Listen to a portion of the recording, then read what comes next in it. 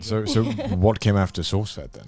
After SourceFed, I went straight to Crunchyroll. Are you just given an offer or? Yeah, I was given an offer. And I was actually given an offer while I was at SourceFed, and I was like, oh no, I didn't hear that. Like, nothing happened. But then after I left, we had like a clean break with SourceFed. They knew I was so distraught over the gaming channels. And they were like, no, like, please, we don't want you to like go postal. So just like leave. So I went to Crunchyroll, and it was actually a lot of fun, but I ended up shouldering a lot of the production. I thought it was going to be more like SourceFed, where there's a crew and I would have some production say, but they hired me as talent / producer, so I guess I should have been expecting more of that responsibility. But it was really ragtag, and like, you know, what you were saying before, Grant, about the anime community.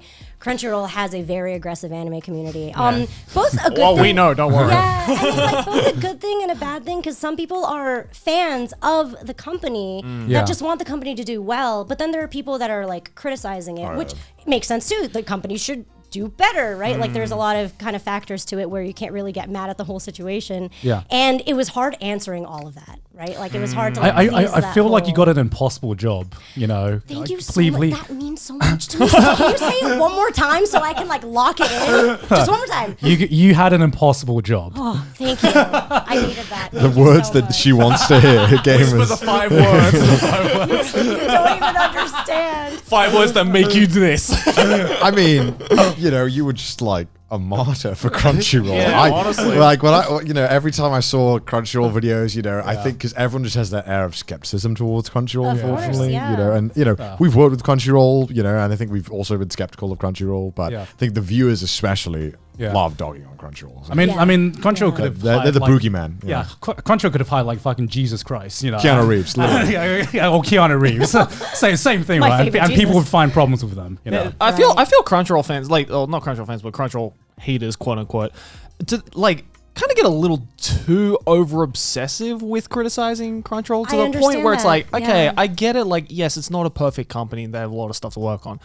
But give them a fucking break. Oh, that means a lot. Like, Jesus Christ. Like, and especially, like, again, it's like you had that impossible job of, like, because I feel all of the arrows were, like, pointed towards you, right? Because you were literally the face. Now they have a face. Yeah, now they have a face and person to point at, right? And I just felt really fucking bad that you were at that point. I remember you lined me. You sent me messages being like, I would like send you messages being like, are you okay? Because like, if I were you, I would not be able to fucking handle that. Yeah, I remember actually, I very, very specifically and vividly remember one of your messages where you're like, hey, are you, and it was like, so, you were being so careful with me. You're like, are you okay? Like, I saw the last video, like, it's not your fault. I was like, oh, you know what? I'm not reading the comments anymore. Yeah. I'm like, I think I'm okay. I was just like a warning call to be like, don't read the comments.